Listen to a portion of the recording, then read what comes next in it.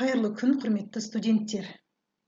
Мен Адилова Жайнагүл Мұстафақызы Ақтөбе гуманитарлық колледжінің арнайы пәндер оқытушысымын. Бүгін бізде қазақ тілін оқыту әдістемесі пәні. Бүгінгі сабағымыздың тақырыбы диктант, оның түрлері, жүргізу әдістемесі. Сабағымыздың мақсаты жаңартылған білім беру мазмұнына орай байланыстырып сөйлесу дағдысын, жазу сауаттылығын жетілдіру барысында диктант жұмысының ерекшелігімен таныса отырып, жүргізілу жолдарына түсінік беру. Бүгінгі сабақтан күтілетін нәтиже: бастауыш сынып жүйесінде жүргізілетін диктант жұмысының ерекшелігімен танысады. Дәстүрлі диктант пен қазіргі өлшемдік диктант түрлерінің айырмашылықтарына тоқталады. Диктант түрлері оларды жүргізудің әдістемесін меңгереді.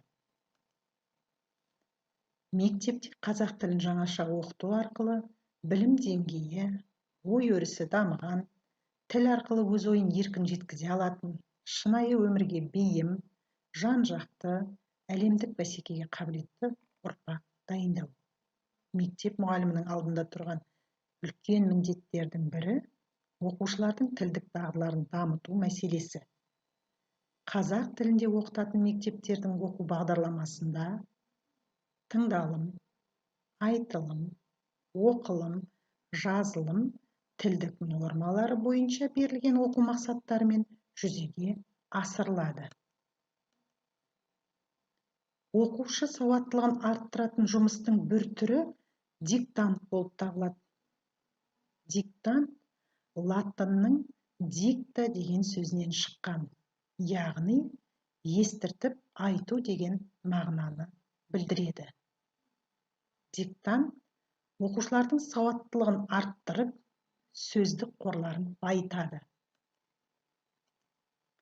Диктантты жаздыру арқылы оқушының білімі қандай деңгейде екендігін тексеруге болады. Диктант түрлері белгілі бір грамматикалық ережеге сай жүргізіледі. Ең алдымен ережені түсіндіріп алып, содан кейін сол ережеге сай диктант жазылады. Жазылым дағдысы бойынша қазақ тілінен оқу бағдарламасында берілген диктант түрлері мен сөз санына тоқталайық. Екінші сыныпта 5-7 сөзден тұратын, үшінші сыныпта 9-12 сөзден тұратын, төртінші сыныпта 12-15 сөзден тұратын сөздік диктанты жүргізіледі. Сондай-ақ бақылау диктанты екінші сыныпта 25-30 сөз, үшінші сыныпта 35-50 сөз, төртінші сыныпта 55-70 сөзден тұратын бақылау диктанты алынады. Бастауыш сыныптарда жүргізілетін диктанттың кейбір түрлеріне тоқталып өтейік.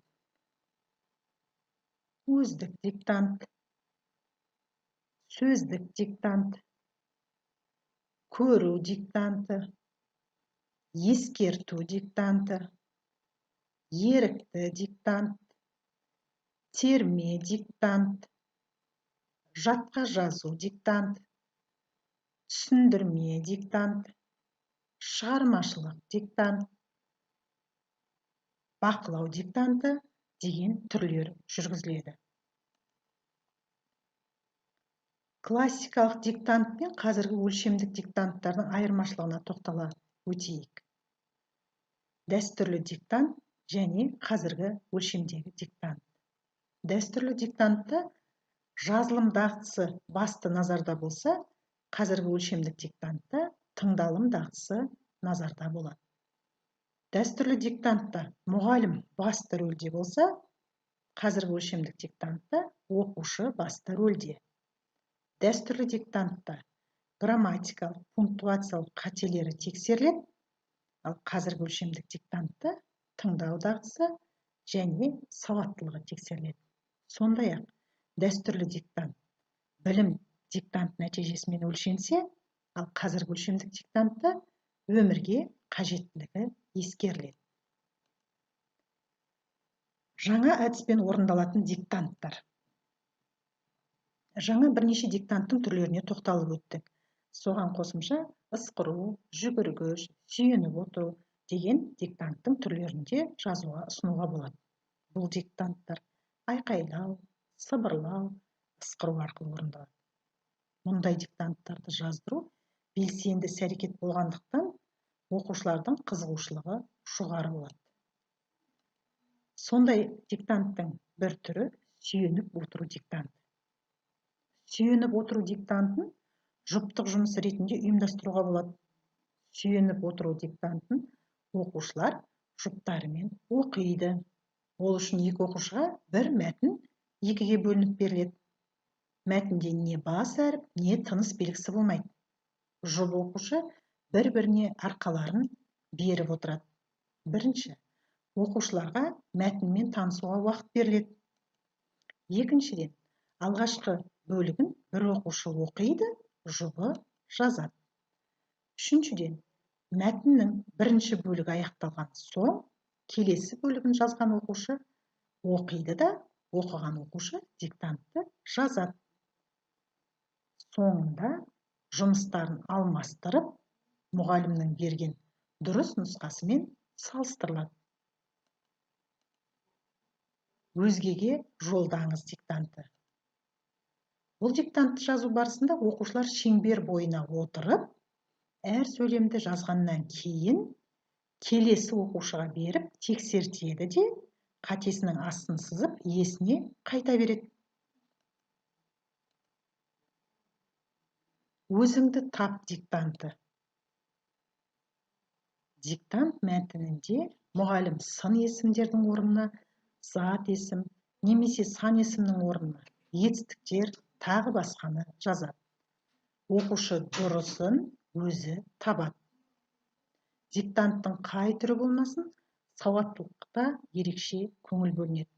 Бұл диктантта мәтін алдында жататын себепті тапқан сөздердің жазылу емлесі басты назарда болады.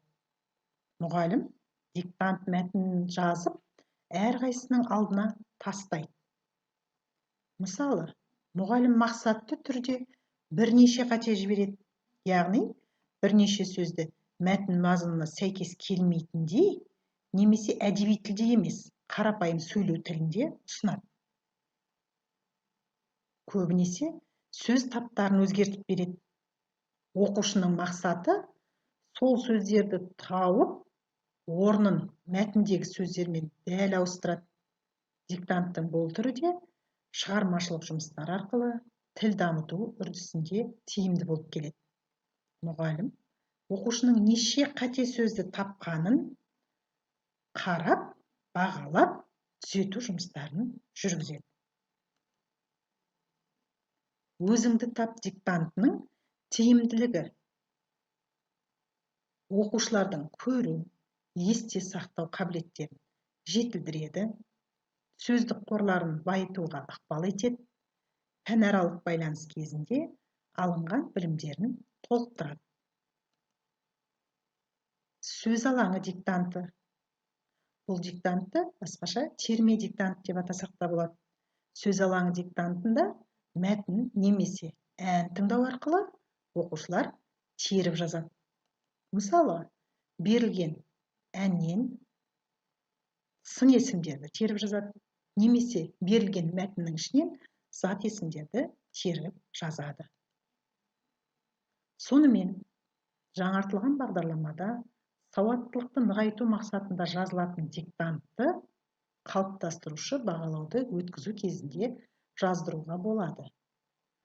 Жазылым бөлімінің бірінші, екінші, үшінші мақсаттары жүзеге асырылатын сабақтарда мәтінмен жұмыс барысында диктант жаздыру оңтайлы ұйымдастыратын мұғалімдер бар. Бұл мұғалімнің шеберлігімен байланысты жүргізілетін жұмыс.